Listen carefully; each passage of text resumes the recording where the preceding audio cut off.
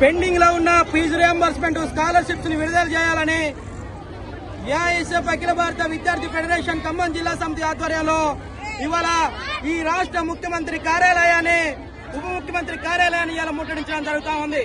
ఈ రాష్ట్ర వ్యాప్తంగా 2021, 22, 22, 23, 24, 25, 25, 26 ఈ విద్యా సంవత్సరానికి సంబంధించి సుమారుగా 10,300 కోట్ల రూపాయలు పెండింగ్ బకాయిలుంటే పెండింగ్ బకాయిలు విడుదల చేయడానికి ఇవాళ ఈ రాష్ట్ర ప్రభుత్వం దగ్గర ఖజానా లేదని చెప్పని సాకులు చెప్తా ఉన్నది. ఇవాళ రాష్ట్ర ప్రభుత్వం అనేకమైనటువంటి సంక్షేమ పథకాలకు ఇవాళ నిధులు కేటాయించుతున్నటువంటి పరిస్థితి చూస్తా ఉన్నాం. అంటే